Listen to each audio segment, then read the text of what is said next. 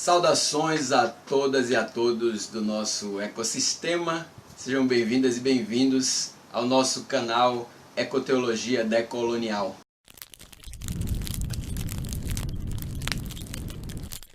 Esse é o nosso espaço de aprendizado, troca, de refletir sobre a nossa fé e a relação dela com a criação, com a natureza. Ok? Então vamos seguir? Então, partindo desses pressupostos, a gente analisa a fala de Afonso Murad, separando alguns tópicos da sua decolonialidade. Quando ele fala decolonialmente, Murad está trazendo ao texto e destacando um olhar a partir de um local. Um olhar a partir de povos afro-ameríndios, aos quais foi negado o espaço epistemológico, foi negado o espaço de fala, foi negado a possibilidade até de existência enquanto ser racional, enquanto alma vivente. Né? E aí, quando Murad ele vai e fala assim: a teologia latino-americana da libertação é legítima expressão da teologia contemporânea de diálogo com o mundo. Esse é o primeiro trecho que eu queria separar. Esse mundo, podemos crer que se refere ao mundo como ele foi concebido, ou seja, o mundo enquanto criação, o mundo enquanto cosmos de Deus. Mas contendo em si as contradições às quais foi submetido pela postura do ser humano. O ser humano decide que quer ser semelhante a Deus, e em decorrência de tudo isso a gente sabe o que é que aconteceu lá em Gênesis. E é interessante frisar aqui que Deus ele não fez a natureza má. Deus ele não, nem ela é. Deus ele não fez ervas daninhas. Os males que a natureza passou a sofrer são decorrência das atitudes humanas, que continuam sendo feitas até hoje. A gente vai caminhando nesse sentido. Então, o ser humano objetivou dominar outros seres humanos para acumular riqueza. Da mesma forma, dominar a natureza para explorá-la com o objetivo de extrair dela essas riquezas. O autor faz pensar, pelo menos a mim, que dialogar com o mundo deve pressupor que existem outros objetivos a serem buscados que estão para além dessa dominação e dessa exploração. Nesse processo de dialogar, para além dessa exploração, a gente precisa pensar que essa exploração ela foi algo imposto pelo colonizador europeu e do norte global. Se nós observarmos, todas as nações que oprimiram outras nações, elas estão na parte norte do globo. E quando eu faço esse movimento, eu não quero dizer que estão em cima de ninguém. Eles se colocam como quem está acima de outras pessoas ou outros povos. Mas a gente precisa entender que esse processo de dominação ele veio por parte de nações colonizadoras que se localizam no lado norte do globo. E tudo que estivesse ao lado sul, tudo que estivesse na parte de baixo, seriam os de baixo. Né? Os subalternizados, os desumanizados. Franz Fanon, no seu livro Os Condenados da Terra, ele vai dizer como era a postura de um colonizador escravagista frente a um negro.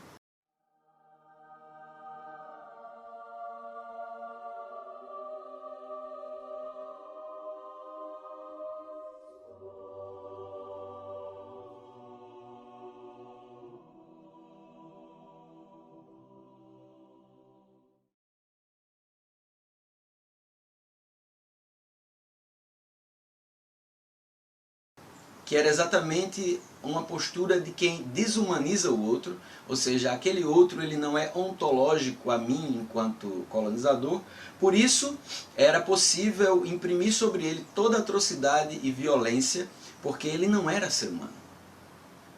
Então desumanizar, subalternizar faz parte de características intrínsecas à colonização. Então, a natureza ela também foi objetificada de forma que ela pudesse ser explorada, dominada, para que as riquezas pudessem ser extraídas e acumuladas nas mãos de poucos.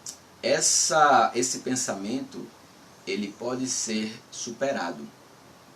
E é esse o diálogo que Murad ele traz para que a gente possa fazer com o mundo.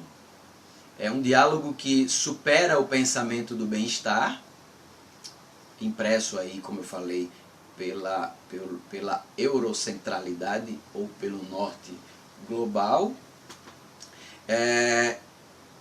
e estabelece a possibilidade de outros objetivos serem alcançados, como prioritariamente sinalizar o reino de Deus. Sinalizar o reino de Deus precisa ser o objetivo principal da igreja, construindo um espaço de relacionamento e de serviço mútuo. Mas a dominação tem provado que quando a igreja busca o poder, busca se aliar com o poder, ela somente coopera para que a miséria em suas diversas formas se estabeleça. Então, uma vez um amigo, no momento que a gente estava num evento conversando, e aí estava eu e um outro teólogo colega sendo entrevistados, esse amigo que mediava a entrevista, ele perguntou, Quilinho, qual é, então, a função do ser humano na criação? E aí eu pude refletir com ele e com o público lá sobre o fato de que a função do ser humano na criação é de servir. E aí eu trouxe o exemplo de uma árvore, né? A Mata Atlântica, que nós conhecemos um pouquinho, 7% apenas, ela é composta de uma diversidade enorme de vegetação. E aí uma árvore que há muito tempo está ali naquele local, ela não está sozinha. Ela está porque ela está junto com toda uma diversidade, das quais frutos e folhas caem ao chão, realimentam aquele solo e a vegetação pode continuar vívida. O que é isso senão serviço?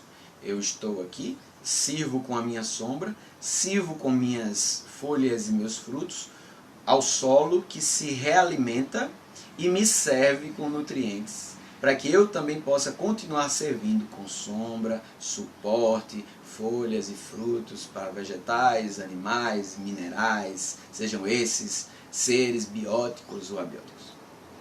Então, o grande chamado do ser humano para com a criação, para com a natureza, é de servir. Nunca foi o objetivo de Deus que o homem explorasse a natureza. Nunca foi o objetivo de Deus que o termo dominar que a gente lê em Gênesis tivesse o significado que tem hoje, que é de oprimir, que é de explorar, que é de fazer com que aquele que eu domino atenda às minhas únicas necessidades ou vontades. Seguindo, quando Murad menciona assim, relação dialética de continuidade e ruptura, ela assume e transforma o que recebeu da teologia europeia. Segue a mesma reflexão de que a gente está falando de um processo dialógico. Não é o fato de que nós estamos em busca de uma teologia que venha a contemplar o pensamento dos povos subalternizados que vai fazer com que nós neguemos o conhecimento trazido por outros povos. O que eu reafirmo aqui é que o que nós precisamos negar é a colonização e a negação que esta faz com relação aos povos aos quais ela oprime. Porém, isso não quer dizer que os povos que vêm colonizar, eles também não tenham com o que contribuir.